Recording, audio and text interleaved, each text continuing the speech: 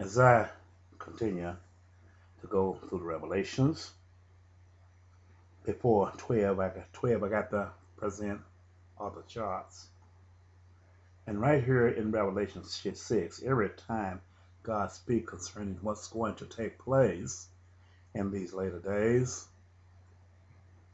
he reveals that every chapter that Jesus did gain the victory over his adversary. In Revelation chapter 4, he shows that he gained victory over the United States of America because he said the beast did throw down their kings and they bowed down and worshiped him. But not until he brought a devastation on this earth before they honored him as God. As him as God and Jesus Christ as Lord and God of the earth. Well, throwing down a king, abandoning the authority over all nations, bowing low and arming themselves with the least means. It's when the mountains would be brought down with the valley, when all knee would bow. Let me go to Revelation chapter 6 and put this in here and forget to start this part here because this is part of a continuation. And when I'm going to begin at 7, verse 7, Revelation 6, verse 7. And when he had opened the fourth seal, I heard the voice of the fourth beast say, Come and see. As you know, the beast was what was spoken of in Ezekiel chapter 1, Ezekiel chapter 10, Revelation chapter 4, which describes the space shuttle, the origin, the makeup of the space shuttle, which was the primary signal was the man, the lion, and the eagle, with other secondary symbols, which was the ox, the cherub, and the calf. The ox represent the first maiden flight of the space shuttle. The cherub mean it was coming back, and the calf mean it was the time it had went up on the brink of the earth and used the small rockets to navigate the space shuttle back into the Earth's atmosphere. It didn't need the power of the ox. So when the Lion had it, which was the evil man, the CIA, Blackwater, who was flying this space shuttle and made war on the Saint, who had forsaken the covenant, he would be bringing it back after he won World War III. This would be the time they would use this here to do evil and exterminate so many people, so many male over there, trying to avoid killing all female, trying to exterminate the black male or the male of color who was born of the seed of Abraham. It was trying to exterminate the seed of Abraham because he bared the legacy of Adam and Eve. He was given dominion, the sons of Joseph. You'll find there in the Chronicles. And I looked, and verse 7, and when he had opened the fourth seal, I heard the voice of the fourth beast say, Come and see. And I looked, and behold, a pale horse. This is where I want to go.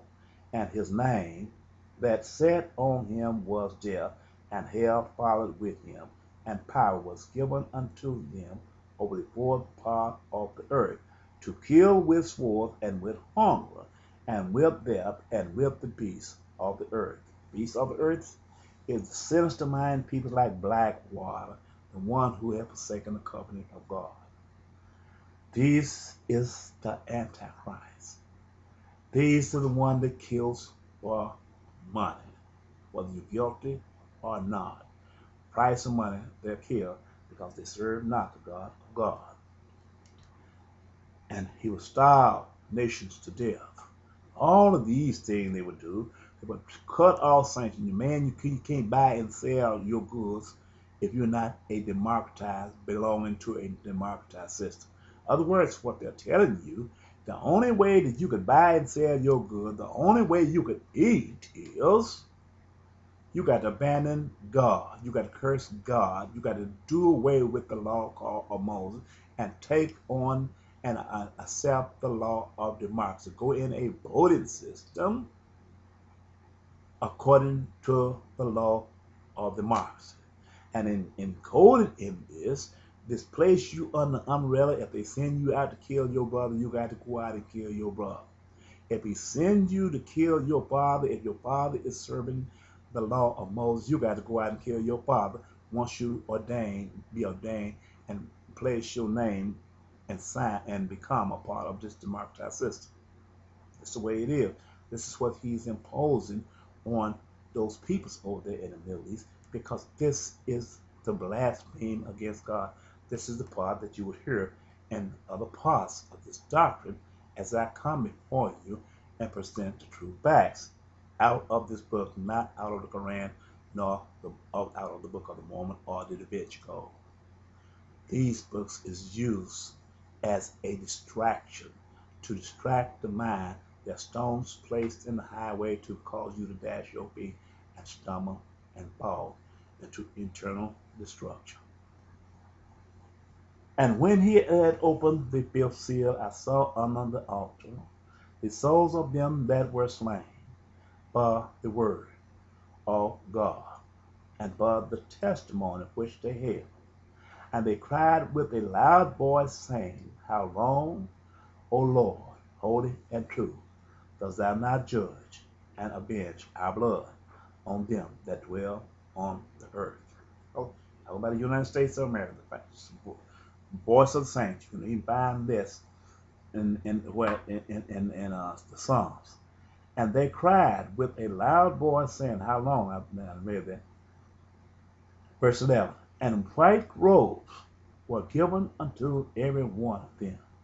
And it was said unto them that they should rest, yet for a little season, until their fellow servants also and their brethren that should be killed as they were should be fulfilled.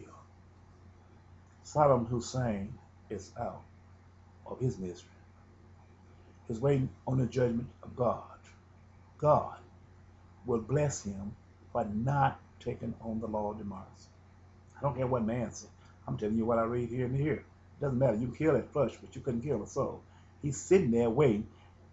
Where man failed to judge him with the righteous hand, God have cleansed him and made him whole in here. He spoke concerning these matters in the book of Isaiah between verse 1, chapter 1 through chapter 5. He said, even though your clothes is crimson red, I can wash them whiter than snow. That means that God have the power to clean everybody. So when you hold your integrity towards God until the end, those sins is not remembered anymore, because God have washed your sin. Now, and I beheld when he had opened the sixth seal, and lo, there were great earthquakes, and the sun became black as sackcloth of hair, and the moon become as blood. 13. And the stars of heaven fell unto the earth, even as a fig tree casting her untimely fig when she is shaken of the wind. The heaven was shaken, moving out. Well, verse 12. I beheld when he opened the sixth seal, and lo, there was a great earthquake, and the sun became black as sackcloth. They became earthquakes. It can be called by so many things. When they drop these megaton bombs over there, and they explode and burn down in the earth where all that oil is, down in that oil-rich nation, and when they go down in there and set those oil wells, the earth is going to get black as clouds, going to get black like sackcloth from all that oil burning over there.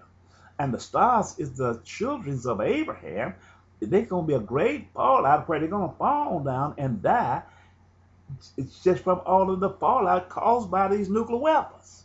Because you see where it said the hell will follow. When you use this nuclear weapon over there in the Middle East, it tells you it's going to be a great fallout. Nothing is going to grow over there in this area. It's going to be a massive starvation. So many of them people is going to die. And the earth's going to have to stand and digest what the United States of America did. And the heaven departed as a scroll when it is rolled together, and every mountain and island was moved out of their places.